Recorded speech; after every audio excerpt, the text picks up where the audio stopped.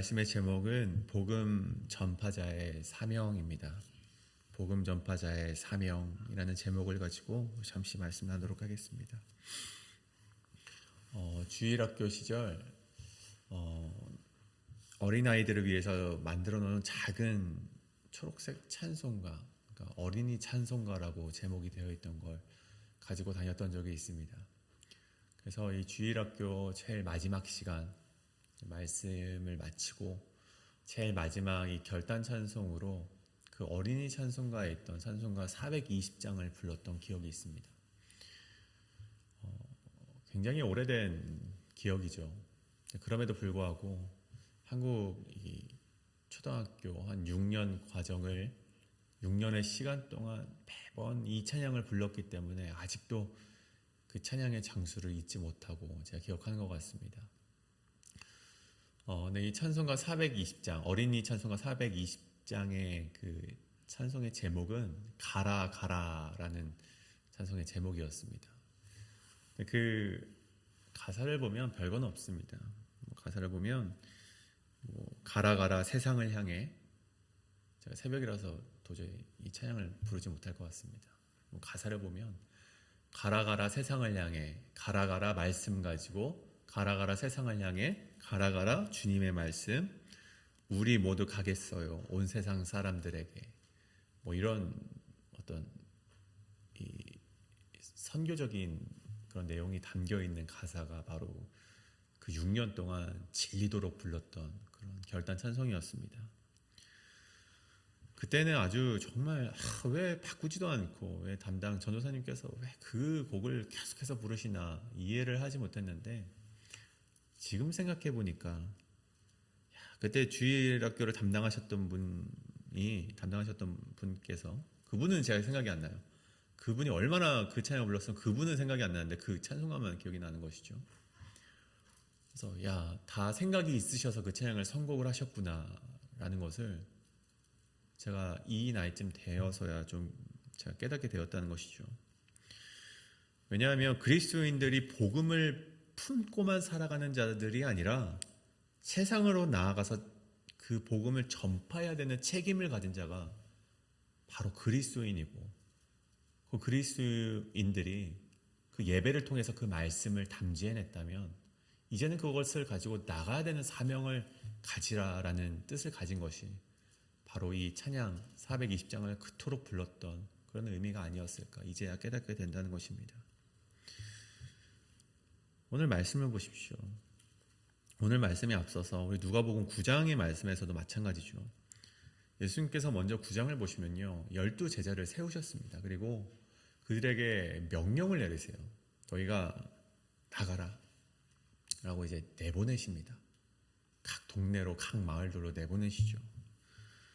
그 뜻은 세상을 향해 나아가라는 것입니다. 그냥 내 옆에 서가지고 내가 하는 것을 바라보라가 아니라 내가 행했던 일들, 내가 가르쳤던 것들을 가지고 너희들도 가지고 나가라는 것입니다.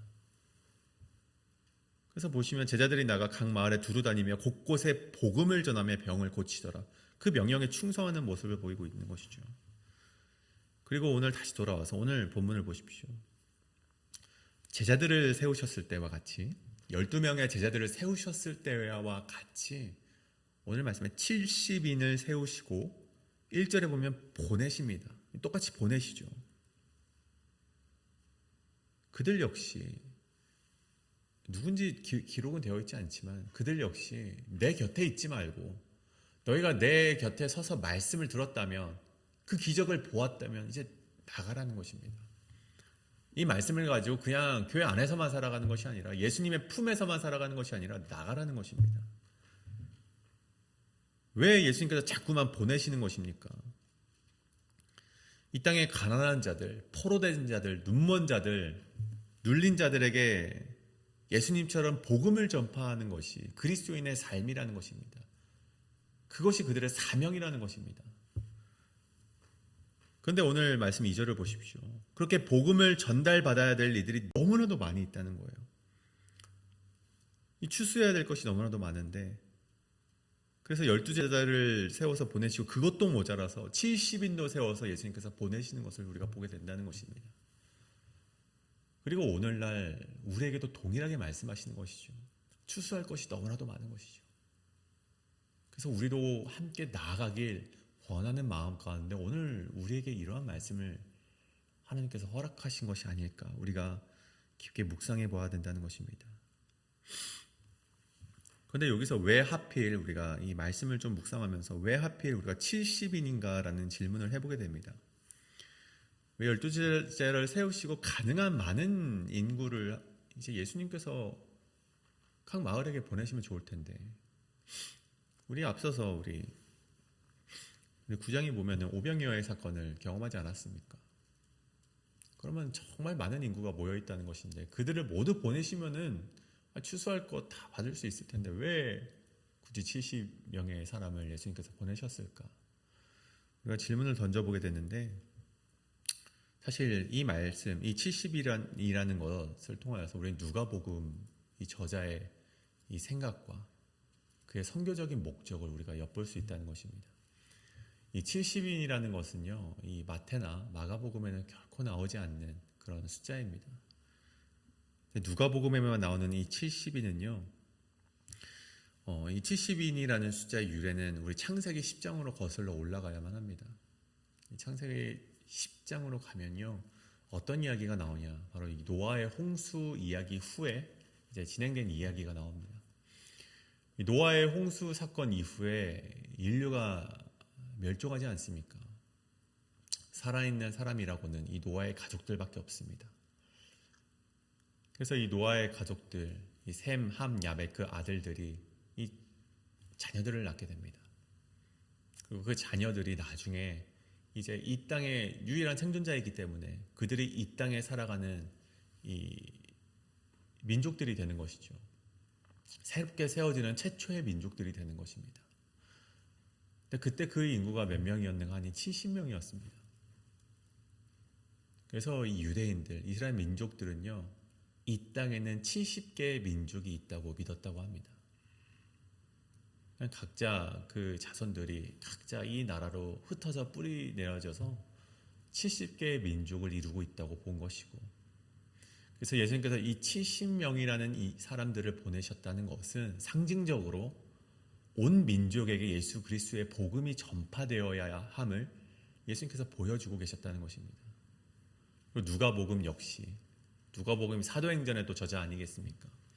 누가복음과 사도행전을 통하여서 이 복음이라는 것이 유대인들에게만 가져선 되는 것이 아니고 정말 저 열방을 향해, 저 이방인들을 향해서도 전파되어야 되는 것이 바로 이 복음이다라는 것을 오늘 말씀을 통해서 우리가 알 수 있게 되는 것이죠. 그래서 예수님께서 그렇게 70명이라는 사람, 그런 상징적인 숫자를 세우시고 각 동네와 지역으로 보내십니다. 그리고 그들에게 이제 하나님 예수 그리스도께서 보내신 행동 지침을 보니까 이 9장에서 12제자를 세우셨을 때와 아주 동일하다는 것입니다. 전대나 배낭이나 신발을 가지지 말며, 또 뒤에 보면 어느 집에 들어가든지 평안을 비는데 평안을 받을 만한 사람이 있으면 그 집에 유하라라고 이제 예수님께서 그렇게 명령을 하고 있습니다. 근데 여기서 우리가 또 하나 질문을 하게 됩니다. 왜 제자들처럼 70인에게도 이러한 전도의 방침을 예수님께서 허락하셨는가? 우리가 한번 질문을 해보게 되는 것이죠. 여러분, 요즘에 전도를 하러 나갈 때 우리 교회뿐만이 아니라 여러분 많은 교회들이 전도를 나갈 때 무슨 방침을 가지고 나갑니까? 여러분, 그런 방침 없습니다. 최대한 줄 것이 있으면 최대한 많이 가지고 나가는 것이 그들의 전략이고 방침이죠. 여러분, 전도 나갈 때 아무것도 안 가지고 나가면 전도되지 않는다라는 것이 우리의 생각 아니겠습니까?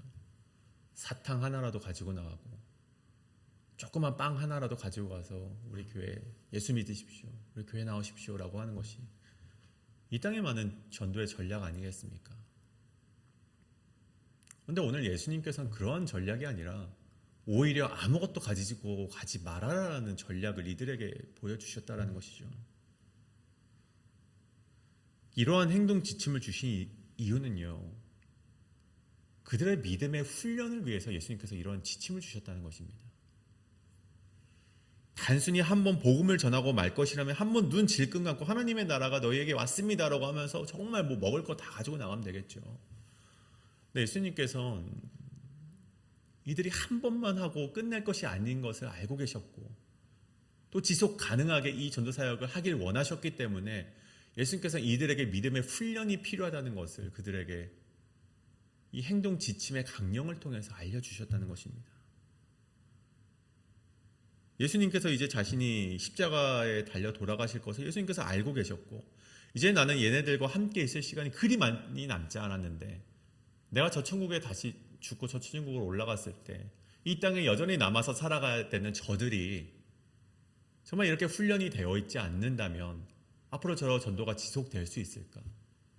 그것을 우려하셨고 그래서 예수님께서 이런 믿음의 훈련을 이들에게 시키셨다는 것입니다. 가장 먼저 전대나 배낭이나 신발을 가지지 말라. 이거 무슨 의미입니까? 여러분 복음 전파는 굉장히 시급한 일입니다. 긴급한 일이고 바로 치고 나가야 되는 일입니다. 사람이 없어서 하지 못하는 일이에요. 그만큼 추수할 것이 너무나도 많다는 것이 예수 그리스도를 모르는 자들이 많고 알고 있어도 오해하고 있는 자들이 너무나도 많기 때문에 바로 나가서 올바른 복음을 전파해야 되는 것인데 전대나 배낭이나 신발을 언제 챙기고 있냐는 것입니까? 즉시 나서라는 뜻인 것이죠. 복음 전파를 가장 최우선으로 두길 바라고 계신 예수님의 마음을 우리가 이곳에서 바라볼 수 있다는 것입니다. 여러분 근데 물론 전대가 필요합니다. 전대란 무엇입니까? 이 쌈짓돈이나 그런 우리 먹을 것을 살 수 있는 돈을 이 주머니 차는 것을 전대라고 부르지 않습니까? 여러분 가방 필요하죠. 갈아입을 옷 필요하죠. 신발도 필요합니다. 왜 안 필요하겠습니까? 근데 예수님께서 말씀하시지 않았습니까? 마태복음 6장 33절에 그런즉 너희는 먼저 그의 나라와 그의 의를 구하라. 그리하면 이 모든 것을 너희에게 더하시리라 라고 이미 말씀해 주셨죠. 예수님께서는 복음 전파를 최우선으로 가지라는 그 마음가짐과 함께 너희가 그런 마음가짐 자세로 살아가게 된다면 하나님께서 너희의 필요한 모든 것을 채우실 것이다. 그 바람에 그 메시지가 바로 전대나 배낭이나 신발을 가지지 말라라는 그런 메시지 속에 담겨 있다는 것입니다. 그뿐 아니죠. 7절을 보십시오. 그 집에 유하며 주는 것을 먹고 마시라. 일꾼이 그 삭슬 받는 것이 마땅하니라. 이 집에서 저 집으로 옮기지 말라. 여러분 이게 이 말씀 속에서 일꾼이 그 삭슬 받는 것이 마땅하니라. 이 의미는 무엇입니까? 복음을 전파하는 자들이 그를 얻어먹는 것, 어떤 집에 유하면서 그들이 주는 음식을 먹는 것은 당연하다는 것입니다. 그렇게 먹을 수 있다는 거예요. 그것이 바로 이 복음을 전하는 자들의 사명자의 삭시라는 것이죠. 그들이 받을 만한 것인데 중요한 것은 뭐냐? 이 집이 마음에 안 들어서 저 집으로 옮겨 다니듯이 더 나은 대접을 받기 위해서 옮겨 다니는 그런 일들을 하지 말라라는 것입니다. 이 집에서 저 집으로 옮겨 다니지 말고, 그러니까 이들이 받아야 되는 삭슨여 풍요를 위해서가 아니라 최소한의 생계를 위해서 받는 삭심을 예수님께서 말씀하는 것입니다. 그러니까 너희가 전도를 하는 목적, 너희가 어떠한 그것이 풍요를 위해서라면 그것을 멈추고 너희가 최소한의 생계를 가지고 너희가 예수 그리스도의 복음을 가지고 나아가라라는 것이 예수님이 이들에게 말씀하고 싶었던 사명자의 삶이라는 것입니다.